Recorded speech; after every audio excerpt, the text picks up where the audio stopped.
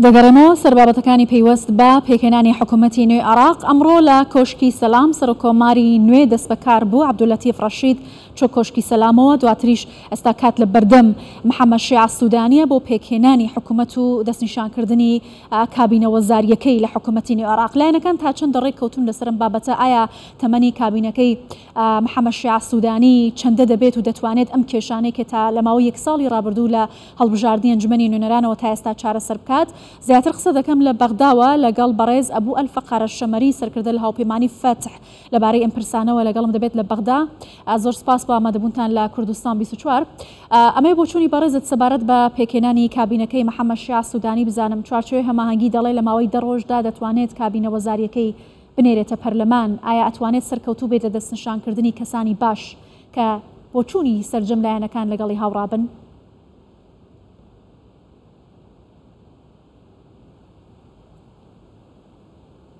بسم الله الرحمن الرحيم. بەناوی خۆی گەورە و میهرەبان سڵاوێکی تایبەت بۆ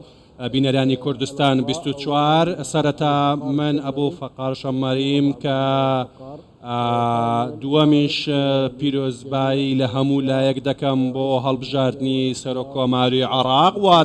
ڕاستپاردنی سەرۆک وەزیران بەڕێز سوودانی بۆ پێکهێنانی حکوومەت. و من پێم وایە کەوا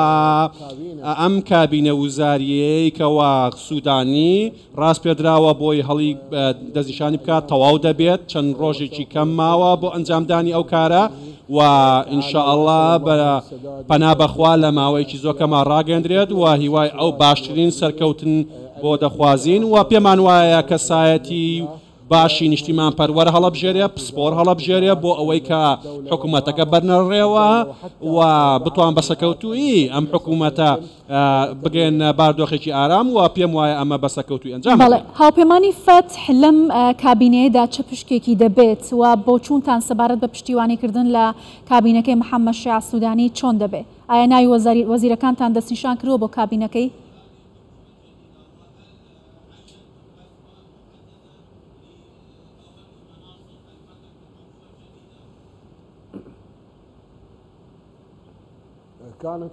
بەڕاستی تاوەکو ئێستاکە ئەتوانم بڵێم کەوا کوتلەی فتح یەکێکە لە کوتلە هەرە سەرەکیەکان لە چوارچێوەی هەماهەنگی و ئێمە هەوڵ نادەین بەوەی کە ببینە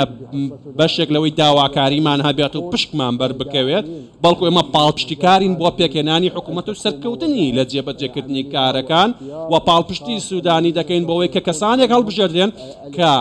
تەقنۆکرات و پسپۆڕن بۆی بتوان ئەم قۆناغە بەسەکەوتوی بەڕێ بکەن و هیوامان سەکەوتنی حکوومەتەکەیە و چارەسەرکردنی کێشەکانە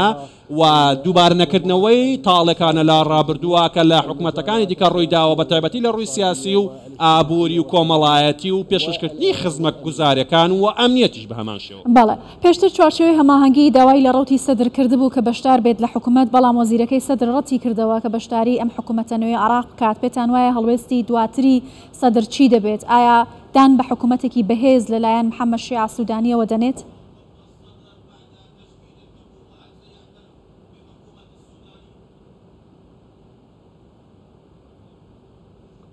ئێمە هەمومان تاوەکو ئێستاکە داخوازین لە بەڕێز سەدر بۆ ئەوەی کەوا ببێتە بەشێک لە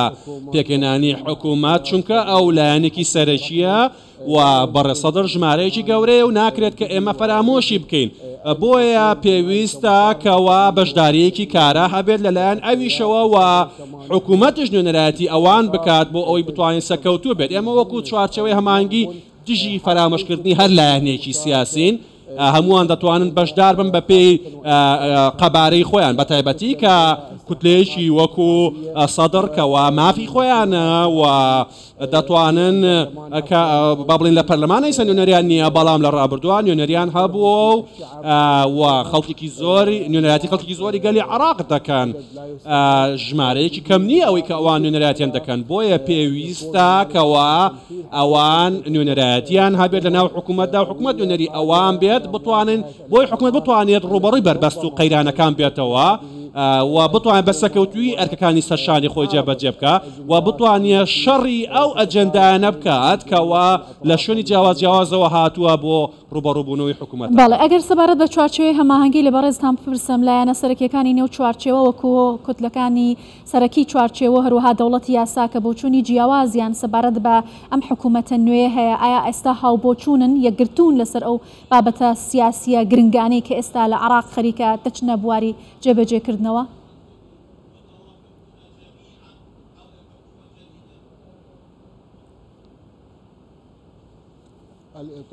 چوارچێوەی هەماهەنگی ئەوان گوتاری خۆیان پێشکردەوە وتویانە یەک بۆچوونیان هەیە و بڕیار یەک بڕیارە لە چوارچێوەی هەماهەنگی و هیچ جۆرە بڕیار و فرە بڕیاریەک لە ناو چوارچێوەی هەماهەنگیدانە بەڵکو هەماهەنگێک لە ئاستێکی باڵا هەیە لە تەگەیشتێکی زۆر باش هەیە کە ئێمە یەکمان گرتووەکو چوارچێوەی هەماهەنگی لە ڕابردۆ تاوەکو ئێستاکە بۆ ئەوەی ئەو قەیرانانە تێپەڕێنین کەوا پرۆسی سیاسی گەیاندۆ ببن بەست و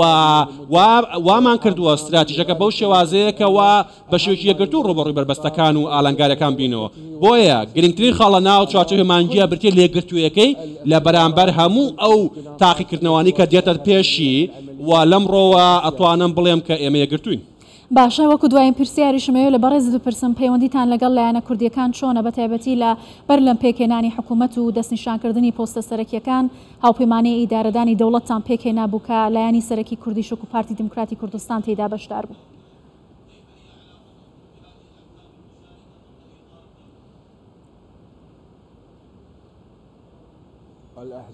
ئەو لایەنە کوردیەکان لە ڕابردوو لە ئێستاشدا بەشێکی گرینگی استراتیژین لە پرۆسی سیاسی ئەوان قوڵایەکی گەورەیان هەیە ئەوان مێژوویەکی گەورەیان هەیە و ئەوان خەپاتکارن لە ڕابردوودا ئێمە پێکەوە کارمان کردووە و ئێمە هاوبەشیمان هەبووە لە خەباتکردن لەگەڵ لایەنە کوردەکان دژی سەدام حوسێن لعنەتی لێبێت بۆیە ئێمە پەیوەندیەکی بەهێزی سیاسی گرتومان لەگەڵ لایەنە کوردەکان هەیە و بە هیچ جۆرە ناکرێت هیچ کەسێک جیاوازی بکات لە نێوان ئێمە و لایەنە کوردیەکان و بەیەکەوە ڕویایەکی هاوبەشمان هەیە لەمڕۆوە بە شێوەیەکی دروست ئەتوانم پێتان بڵێم کەوا ئێمە پێمان وایە عێراق لە مەترسیابی ئەو کاتی ئەم یەکگرتوویە نەبێت لە نێوان ئێمە و لایەنە کوردیەکان و ئێمە یەکگرتوین وەکو ئەوەی کە هەیە لە بەرامبەر هەر کەسێک دەوەستینەوە کە بوێتی کەوا یاری بکات بە دروستکردنی جیاوازکاری و جاکاری لە نێوان عێراقدا و ڕوبەڕووی پرۆسی سیاسی بێتەوە. بەڵێ بەڕێز ئەبوو فەخار ئەلشەمەری سەرکردە لە هاوپەیمانی فتح لە بەغداوە لەگەڵمان بووی زۆر سپاس.